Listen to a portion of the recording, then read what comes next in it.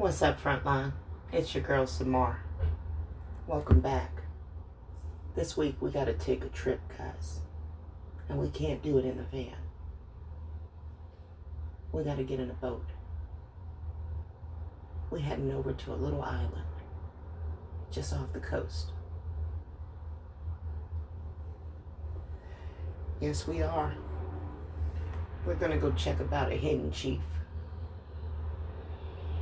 One lost in the pages of history. In a small section in the back, where they always relegate her because she's soft, pitiful, and flexible. Okay? Yet, she was the book. Look at the picture, guys. Anacoana is the book. And I want to get into her story. We can't let this chief fade from our memory.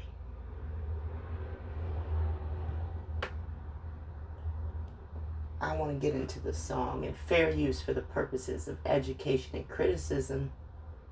YouTube. I just want to play a small section of this man's percussions. I'm just saying, it was beautiful. It was beautiful. Check that out. I can't play much of it, guys. So you got to go off on your own. You got to go off on your own and listen to this story. This song, I mean. But I want to read some of the lyrics for you. Just so you know what we're dealing with here. Anacoana, Indian of captive race. Anacoana, I heard your voice. How she cried, how she moaned. Anacoana, I heard your voice of your anguished heart. Your freedom never came. Indian of a captive race. Anacoana from the primitive region. Indian of a captive race. Anacoana, Arieto. I want you guys to pay special attention to that word. Because the Arieto involves a dance, an indigenous Taino ceremonial song and dance, and a Cuban record label named after the ritual. The Taino Arieto was a central part of the community life, used for religious purposes, celebrating ancestors and recounting history. While the Arieto record label, founded in 1964 by the state-owned, was a primary imprint for Cuban music. All right, they stole this term. While it was a significant social event among the Taino, they stole it.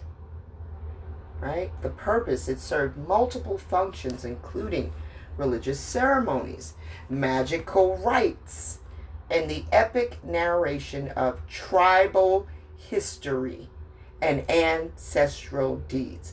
So I want you to pay attention right there on the Taino ceremony, what the purpose of the Arieto was. Right? Let's read it again. It served multiple functions, including religious ceremonies, magical rites, and the epic narration of tribal history and ancestral deeds. The Arieto told you your history. She passed down this knowledge to you so you could remember who you were. All right? Remember that Anacoana is the Arieto. She is passing this knowledge down to you. Let's keep going.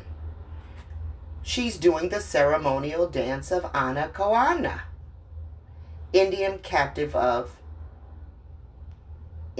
a captive race, soul of the white dove. Anacoana, Arieto. And we went over what the Arieto is, didn't we, just now? Forgive me to my Spanish speakers if I'm not pronouncing this correctly. But we went over what the Arieto is. This is the keeper of the knowledge. Okay? This is your wise woman. This was your chief. She did the ceremonial dance. Says so right here of Anacoana. But Indian who dies crying. Now wait a minute. They just did two things in this song. You're going to see it in just a second. They keep saying that this is an Indian that dies crying, right? But Indian who dies crying. She dies but does not forgive. Does not forgive. No. Anacoana. What did they try to get you to do? Forgive and forget, right? JC said forgive. Turn the other cheek. You go the fuck on ahead. I wish the fuck I would. She dies but does not forgive.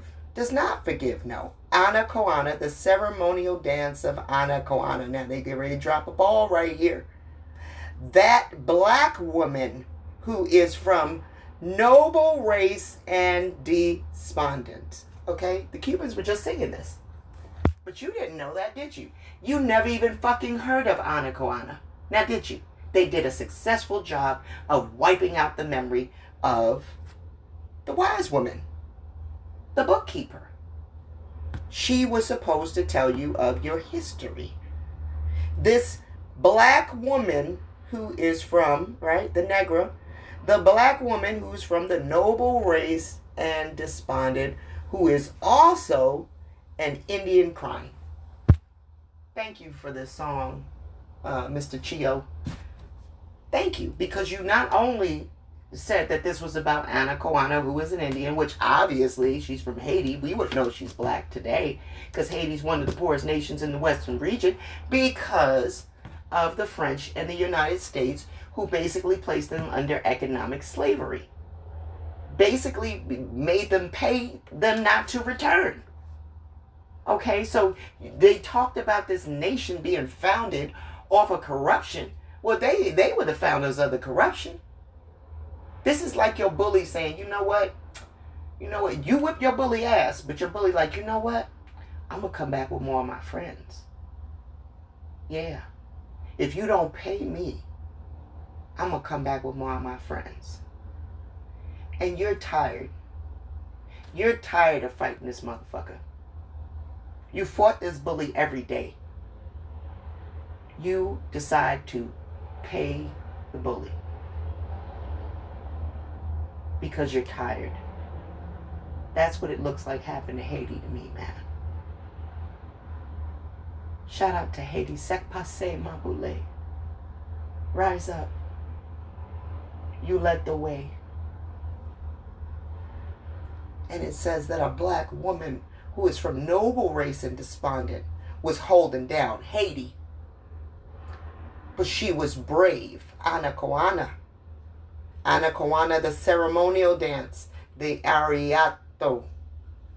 Listen as the story tells. They say she went to the cannon. Anacoana ceremonial dance. The entire tribe cries for her because she was a good girl. Anacoana ceremonial dance. And remembering what happened. Well, you know what?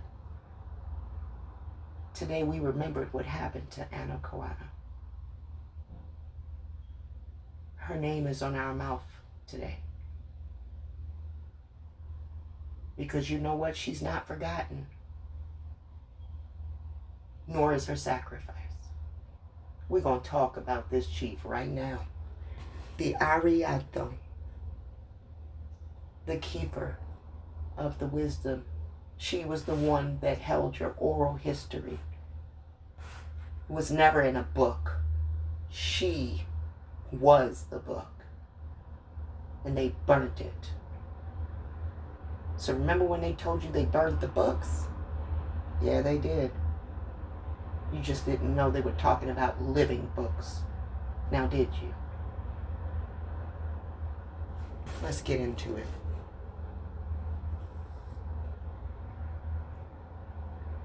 Anacoana is called the golden flower of Haiti. You see her with that spear? She was a beautiful girl indeed. She was the golden flower. They said she was a poet. Anacoana, poet queen of Haiti. It's thankfully now common knowledge that Christopher Columbus and his geographically challenged crew were murderous slavers, raping and pillaging their way across the Caribbean. Yeah, we know that over here. But while learning about their horrific achievements may be standard curriculum nowadays, it's far rarer to learn anything about the people they massacred. Their stories are so little taught that it may surprise you to learn that when Columbus visited the Taino people and what is today Haiti, he was greeted by a woman. She'd come alongside others to negotiate. Her name was Anacoana. Anacoana was about as upper class as it got for the Taino. Married to one of the 5 top kakis, which is a chief, and sister to another, she was one of the most respected people in the culture. Famous for her poetry, songs, and arietos. Okay, now they done talked about these men as being the chief, right? But they let something out the bag. She was one of the most respected. Huh? Why would she be the most respected? They called them the chief. Because she was the Arieto. She was the keeper of the history. She passed down the oral traditions. She was the wise woman. And she did this in what they called a traditional dance. There's some writing right here. They say these are parts of her poetry. Its translation is sadly unknown. She was not only an artist, but also an oral historian, shaping the narrative passed down to future generations. And as anyone who reads this blog for any period of time knows, history is power. So, when Tamara told you a few months back that they wiped out the wise woman, yeah, I was asking a lot. I was asking you just to believe me, man. I felt it in my core, man. I heard it a couple of places before. Couldn't prove it, but God damn it, today we proved it. Here it is. Here it is. A few months back, I got a letter or notification that I was relative to a group of people who were killed in Maryland in the Cockatoo furnace. You know, that Cockatoo sounds a lot like cockatoo right here. But what can I say? And one of the ladies' names amongst that group of people that I'm related to that were burnt in a furnace in Maryland, her name was Sarah. So these men thought they got rid of the history. Remember I told you that? They thought they wiped out the history, but they didn't wipe out all of the genetics. So we were going to figure this out. That they did this. That the women were going to wake up and figure this out. Well, here you have it in real time. Thought I was making that shit up. No, they burnt up the oral historian who shaped the narrative and passed down the info to future generations. Okay, they took over power with their history. Okay? That's what they did. When Anacoana's husband was in prison for leading an armed attack against the colonists, something for which he might have been framed, Anacoana took on the mantle of cacique, Although, I might be not saying this wrong, cacique, you see the word. I think it's synonymous with chief or governor. Took over the mantle, basically a leader. Although the Europeans had been killing the Taino for years, Anacoana realized her people could not compete on a military footing and established a different policy to that of her husband, one of outward appeasement and integration. This is where she fucked up at, basically. Love you, darling, but you cannot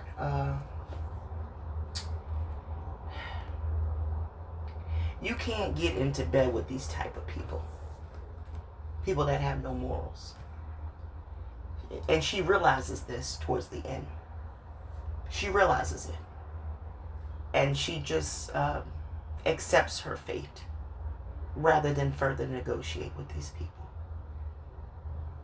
But Anacoana was bruised along the way learning that. She was young, guys. I don't know what I would have done if these people would have shown up to my shore too. You know, you like to say, you would have told them, get the F out my face, right? You like to say that. But when you see your family behind you, what do? People you grew up with, people you love, and you know you ate dinner at their house last night. You know that their lives are at stake. And I think Anacoana saw all those faces and tried to negotiate with these people, as you're going to see. All right, Anacoana approach right here would be familiar to royalty around the world. Flattery and intermarriage. Who do we see intermarrying? Solomon. Each time a European dignitary, usually Columbus's brother, came to visit, she adjusted the schedule to stop by her storehouses, that she could shower the Europeans with gifts. She had storehouses, did she? Interesting choice of words. That she could shower the Europeans with gifts and have legions of women dance for them.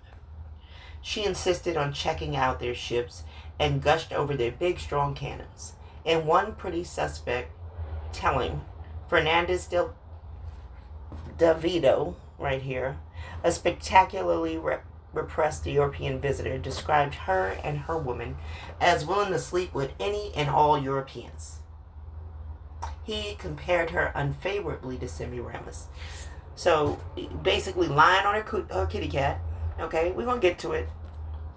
Her plan to tighten bonds through marriage, but see, she made herself open to, little slide remarks, by getting into bed with these people, even just a little bit. It damaged her reputation, is what I want to say. She thought that she could find a way out of this that didn't involve death. Her plan to tighten bonds through marriage took root with the approach of a young Spaniard, smitten by Anacoana's daughter. He wanted to marry her. However, his plans were stymied by his superior officer, who was against the marriage, for no reason at all. This, along with other grievances, led many of the men to mutiny. Mutinies and other colonist infighting. Okay, mutinies and other colonialist infighting. That was a lot. Some spurred by the Taino, some not, served to divide up the European forces for several years. So they weren't strong. All right. Unfortunately, the two lovers never married. The superior was ultimately the victor in their struggles, and this officer was imprisoned and possibly killed. The situation worsened in 1502. This is where it gets crazy. The Spanish crown appointed a real bag of dicks as governor. His name was Nicholas de Ovando,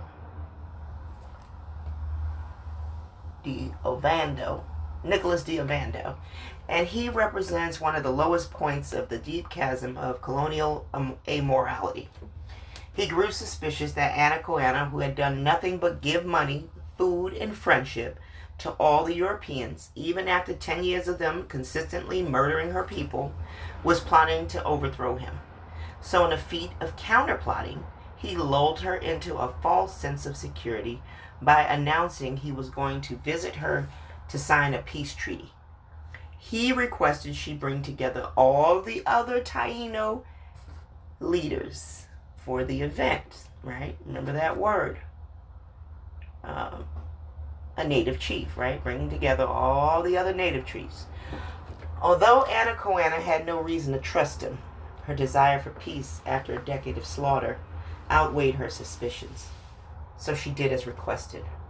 Once again, she went to the trouble of arranging a mass welcome, putting together music and dances and gifts.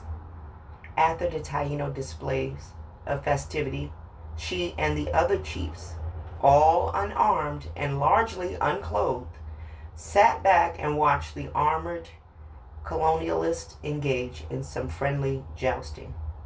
As you might have surmised, it did not stay friendly for long. Once Ovando gave the signal, the soldiers turned on the Taino. The soldiers ushered the chiefs into a nearby building and tied the native leaders' hands to the building post. The Europeans then set the building on fire, killing everyone inside. The colonialists proceeded to thunder about the village on horseback, stabbing fleeing villagers in the back. Some of the soldiers, aghast at the massacre, attempt to help the Taino escape on horseback, but the escapees were caught and had their legs cut off. The Taino who did manage to escape to the nearby island of Guanabo were later enslaved. But Anacoana herself had a different fate. Desiring to make an example of her, Ovando brought her to Santo Domingo and put her on public trial. Having tortured the other chiefs into turning on her before killing them, Ovando had all the evidence he needed to execute her. Anacoana was hanged in public square in 1503. It's worth noting here that some versions that the colonialist offered her clemency if she became a concubine, an offer which she refused. While that wouldn't be at all unlikely, there's no shortage of evidence of colonialists committing similar atrocities. I've been utterly unable to find an originating source for the claim. Ovando's betrayal of the Taino led to his downfall. Disgusted by reports of his behavior, Queen Isabella demanded Ovando be dismissed from her deathbed, which King Ferdinand eventually did, but it was ultimately too late.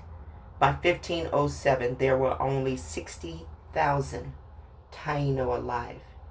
At first contact in 1492, their population had been estimated as high as 500,000. In the centuries since, Anacoana had been heralded as one of the Caribbean's most enduring heroines. Her name graces innumerable poems, songs, roads, schools, and statues, even as holidays and statues commemorating colonialists such as Christopher Columbus are coming down all around the world.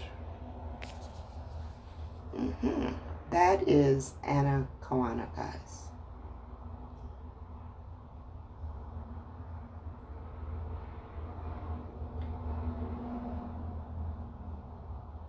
Indigenous oral history can rewrite human history. People from the Western civilizations discovered Antarctica, or that's what many history books told us. Newly research published in the journal suggests that the very first discovery of the Antarctica was actually a Maori named Blase Blah. I'm not going to get into whether the facts in this article are correct or not.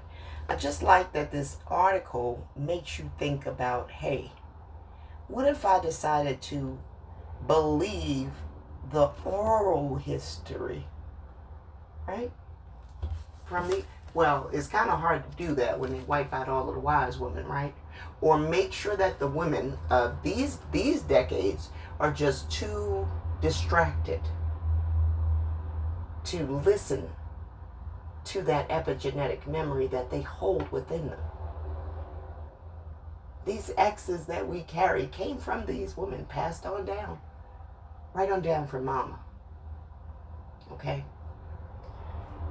And these memories, believe it or not, are trapped within the cells as well. And the woman would give the oral history, sometimes referred to as the oral tradition, is one of the oldest ways to transfer cultural knowledge from generation to generation. Like many other civilizations, indigenous communities used oral traditions to share accounts, achievement, history, and ways of survival, just to name a few. Scholars has often used these primary sources to outline perspectives from indigenous community. But colonization threatened a large part of oral tradition. Okay?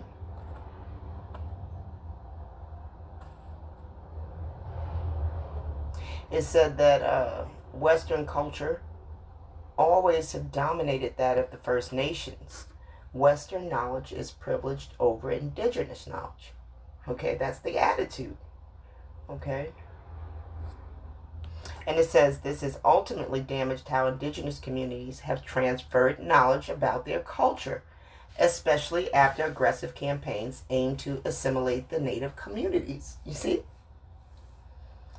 Even then, some stories have survived, and this can be very useful for present scholars. There's an understanding that oral history should be included in research process as collaborative effort to investigate certain cases. Okay, so they know even within the academic communities that indigenous people didn't write down their history. Right? So when I keep getting into this book ain't my book, now you're going to see what some more mean about that. Other than that, I just look like this heathen, right? That just don't want to,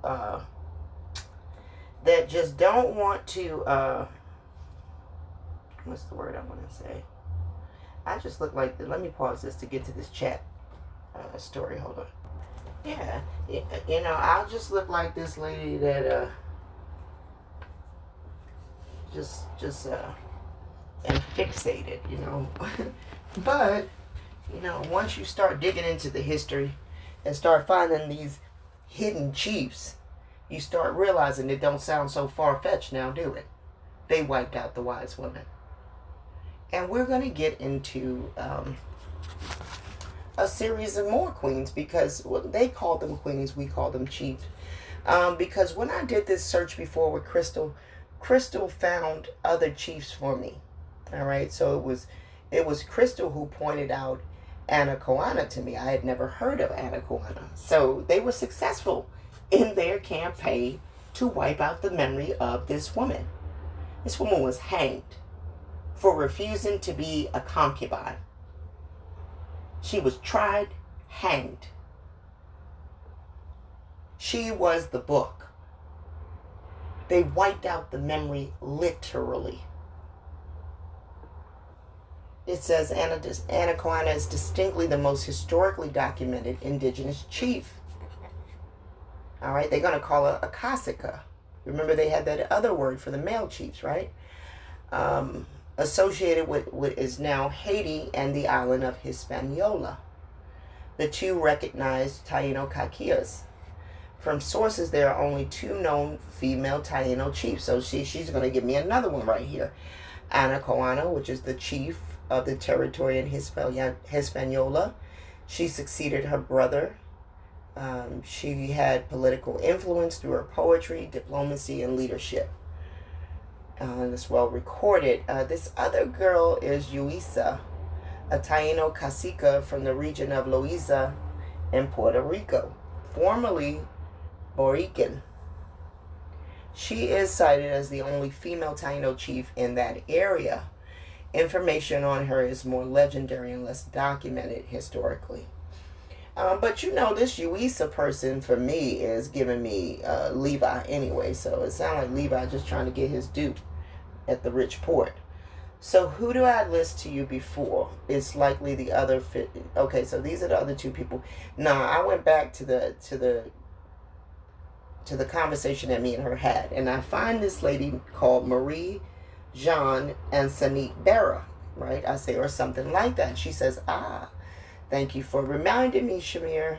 You're sifting from indigenous Taino queens like Anacoana into the Haitian female revolutionaries who rose up centuries later during the Haitian Revolution. The name you're recalling are likely Haitian women leaders of the revolution. Marie-Jeanne Lamartiniere, and I might be jacking that up. Shout out to my Haitian folks. Shout out to Mimi Sec Passe Ma Boule.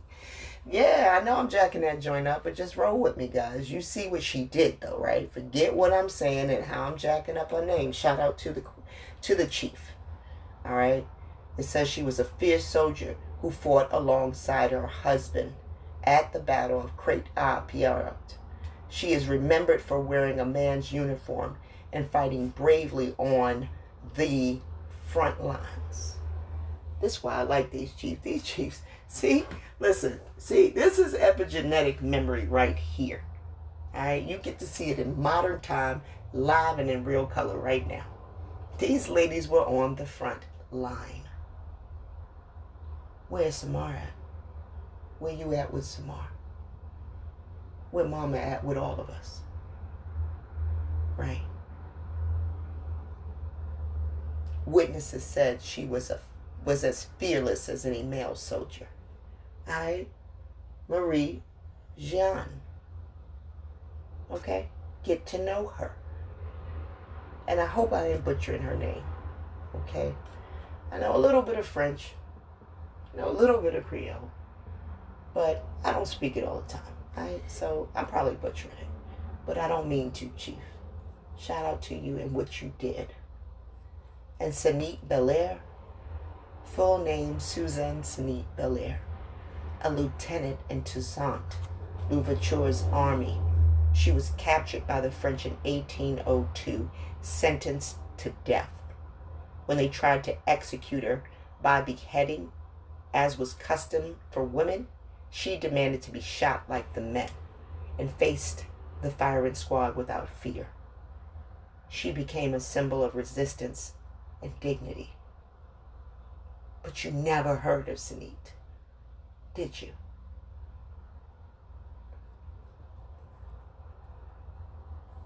So the list you've been piecing together includes Anacoana, Marie-Jeanne, Sanit Belair. She want to build a timeline. I said, yes. Let's build this into a clean timeline of Haitian female leadership, from indigenous queens to revolutionary warriors. This way you can show the continuity of resistance. Wake up. Anacoana, 1464 to 1503. She was 29 years old when they killed her because she refused to be the whore of the Spanish army. This is who's in my blood. This is who's in the woman sitting next to you's blood.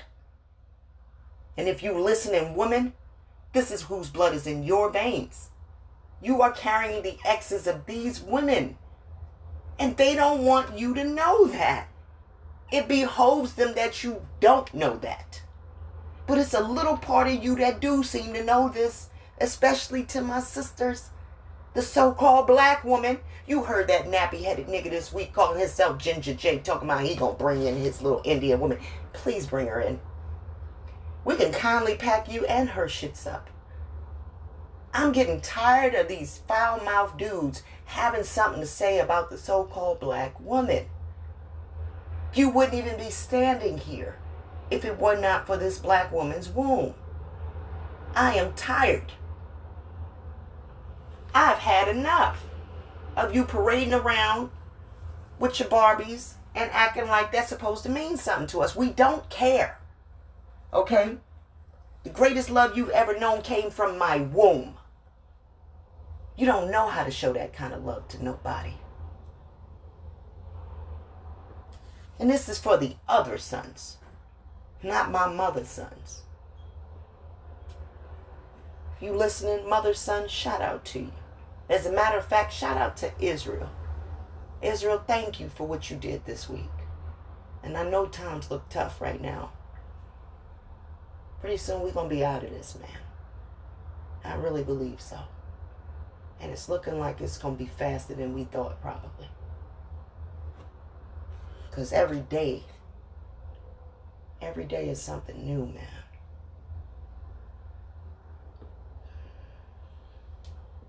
We almost out of this. Sanit Belair, she was a lieutenant, man, condemned to death. Marie Jeanne, a soldier in the Haitian Revolution in 1802.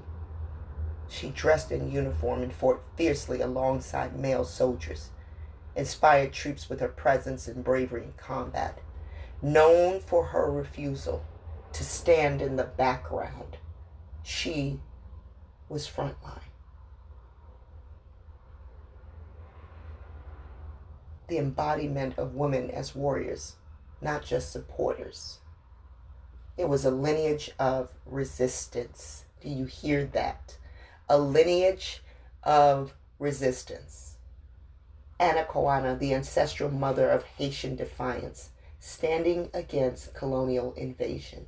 Sanit Belair, the martyr, proving women demanded equal standing in the fight of freedom. They were all martyred. Marie-Jeanne Lamartiniere. Marie-Jeanne Lamartiniere. I'm going to work on that. The warrior, physically embodying that equality on the battlefield, okay? They form a trinity of Haitian heroines. The queen, the martyr, the warrior. What? And this is the picture that we got Crystal to make for us today of these chiefs that you never even knew of. Maybe a few of you did. I didn't. I'm not afraid to let y'all know Samar was very ignorant of her history, because I told you they don't tell us her story. They be so busy telling us his story. Well, we here to break that, ain't we? We're going to break out of that mold. And next week, I got some more queens to bring to the table. Quote, I got some more chiefs to bring to your remembrance. Okay. These ladies was kicking ass. And a few of them died honorably. You heard that lady facing the firing squad. And you heard Anacoana say, hang me, because I'm not going to be no Spanish whore. Well, no whore for the Spanish, I should say. That didn't sound right. But you get it. She said she wasn't going to be a prostitute for the Spanish army. Hell no. I ain't no concubine. Okay? And she went to her death for that. For her nation. Much love to you guys, and thanks for tuning in. See you guys next week.